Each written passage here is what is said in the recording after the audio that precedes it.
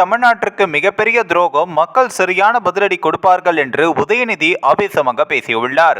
மத்திய அரசின் பட்ஜெட் தமிழ்நாட்டின் மீது இருக்கிற வன்மத்தையும் அவர்களுடைய மாற்றாந்தாய் மனப்பான்மையும் வெளிச்சம் போட்டு காட்டுகிறது என்று துணை முதல்வர் உதயநிதி ஸ்டாலின் தெரிவித்துள்ளார்.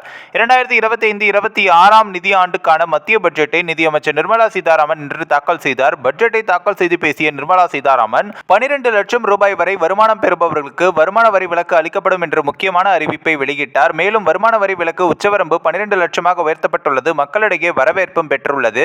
அதே சமயம் ஜிஎஸ்டி வரி குறைப்பு அறிவிப்பு இல்லாதது மக்கள் கடுமையாக பாதிக்கப்பட்டிருக்கக்கூடிய விலைவாசி உயர்வு, வேலையின்மை பிரச்சனைகளை தீர்க்க பட்ஜெட்டில் நல்ல திட்டங்கள் இல்லை என்று விமர்சிக்கப்படுகிறது.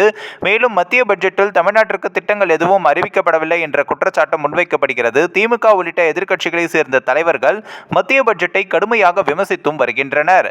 இந்நிலையில் இன்று செய்தியாளர்களிடம் பேசிய தமிழக துணை முதல்வர் உதயநிதி ஸ்டாலின், ஒன்றிய பட்ஜெட்டில் தமிழ்நாட்டிற்கு என எந்த திட்டமும் இல்லை. தமிழ்நாடு மிகப்பெரிய துரோகம் செய்துள்ளது ஒன்றிய அரசு. மெட்ரோ ரயில் திட்டம், சாலை பணிகள் என எந்த திட்டத்துக்குமே தமிழ்நாட்டுக்கு பட்ஜெட்டுகள் நிதி ஒதுக்கப்படவில்லை. தமிழ்நாடு மக்கள் இதற்கு தக்க பதிலடி கொடுப்பார்கள் என்றும், எங்கு தேர்தல் நடக்கிறதோ, எங்கு அவர்களுடைய கூட்டணி ஆட்சியில் இருக்கிறதோ அங்கு மட்டும் பட்ஜெட்டில் நிதி ஒதுக்கி உள்ளனர். தொடர்ந்து தமிழ்நாடு வஞ்சிக்கப்பட்டு வருகிறது என்று தெரிவித்துள்ளார் துணை முதல்வர் உதயநிதி ஸ்டாலின். இந்த ஒரு வீடியோ குறித்து உங்களுடைய கருத்துக்களை நீங்க மறக்காம கமெண்ட்ஸ்ல சொல்லுங்க. நம்ம ஏஷியாநெட் நியூஸ் மீடியம் தொடர்ந்து ஃபாலோ பண்ணுங்க.